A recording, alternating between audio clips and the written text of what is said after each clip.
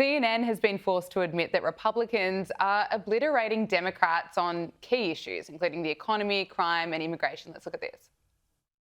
Yeah, what are we seeing? Donald Trump being underwater, Democrats saying, oh, this guarantees us we're going to fly high in the midterms. Let me tell you, this guarantees you nothing, because at this particular point, the Democrats are the New Orleans Saints of political parties. What are we talking about? Trust the Dems or GOP more on the economy? Who leads on the economy? Republicans by 7. Immigration, Republicans by 13. How about crime, a big issue for Donald Trump and the Republicans? Look at that, lead by 22 points. So the bottom line is this. At this particular point, the ball may be on the ground, but the Democrats have not picked up the ball and running with it. If anything, at this particular point, it's the Republicans who are running with the ball on the top issues, the economy, immigration, and crime.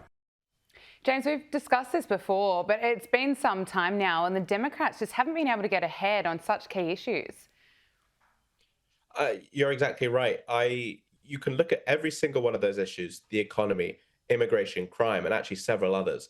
I couldn't tell you, and I follow politics pretty closely, I couldn't tell you what the Democratic policy is on any of those issues. Yeah. Now, Donald Trump, like him or loathe him, I know exactly where he stands on each one of those. And actually, in today's UN speech, he gave a pretty good, clear indication of each one. And But immigration, it's a huge winning issue for Republicans, and it still is, because Donald Trump has sealed the border.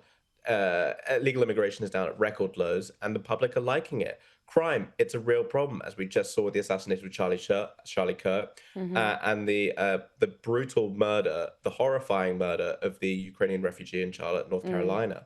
So when people hear about what's going on in these blue cities, we know what the Trumpian policy is going to be, but what is the Democratic answer? And we still just don't know that. And this is a problem that's just rippling throughout the party, and there is still no sense of leadership, no sense of direction, and no one knows what it's doing at the moment.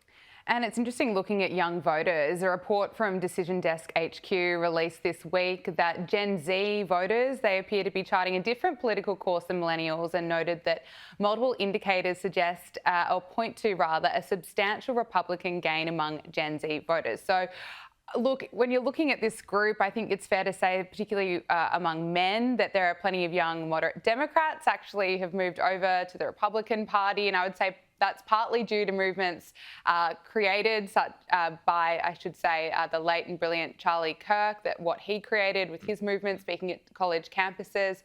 And also the Democrat Party at the moment, as you say, it's hard to know where they stand on so many issues. They appear to be way too far to the left still. They haven't learnt many lessons from last year's election results. But looking at Gen Z voters, I mean, how on earth are Democrats going to win them over? This is an extraordinary poll, I have to say. Usually the consensus or the prevailing wisdom is that people tend to start left, and they get mugged by reality and go right. And this is a complete reversal of that trend. What's also interesting is that these Gen Zers appear to be more right-wing than their millennial forebears, which is, again, another interesting feature of this. I think a lot of it comes down to authenticity. What we saw in the 2024 election was Donald Trump willing to go on Theo Von, Joe Rogan, Andrew Schultz, go on all these podcasts and have these unscripted conversations for hours and hours and hours. And on some level, Zoom is connected with that. That just could not be said for Kamala Harris, who would have to come in heavily scripted. We'd get interviews like the ones we just saw. And again, we wouldn't learn anything about who she was as a person or what her beliefs were.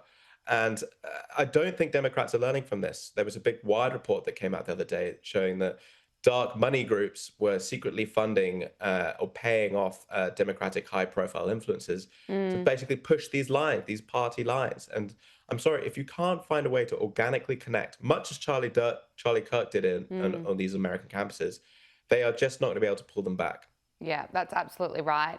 Now, US President Donald Trump, well, he's launched an attack at the United Nations General Assembly. Let's just take a listen to what he said. I don't mind making the speech without a teleprompter because the teleprompter is not working. I feel very happy to be up here with you nevertheless, and that way you speak more from the heart.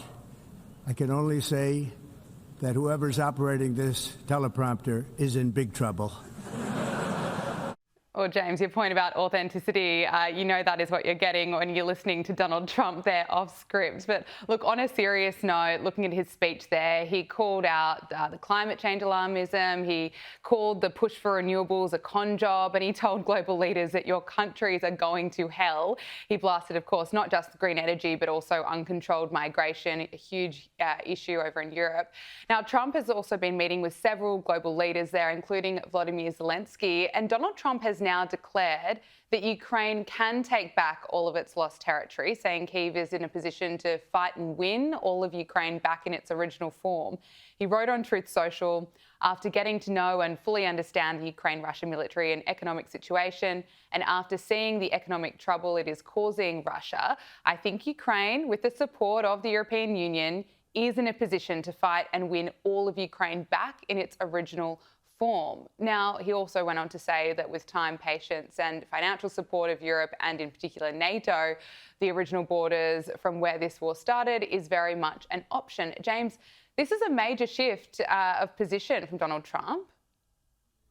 It's an extraordinary shift, and I actually think it's a testament to his ideological flexibility that he's willing to countenance such a move. Let's not forget, at the start of his presidency, he was really pushing and squeezing Ukraine to start coming to the negotiating table, put away some of these more outlandish demands, and say, let's hash out a deal. As it's transpired over the last few months, it wasn't Ukraine that was the guilty party. It was very much Russia. And what we saw is whenever they did come to the negotiating table, Putin would smile and wave and shake hands and then go away and launch some of the biggest aerial strikes we'd ever seen. And this is just an insult to Trump, which he's going to take personally, and it's an insult to America, which has the largest economic and military arsenal in the world. So I actually think he's doing a great job of playing the negotiator once again, testing out different angles, different areas. And let's see how Russia responds to this, because clearly they didn't respond to the carrot. Let's see how they respond to the stick. Yeah, very interesting to note. James Billot, Newsroom editor at Unherd, thank you so much for joining us. Thank you.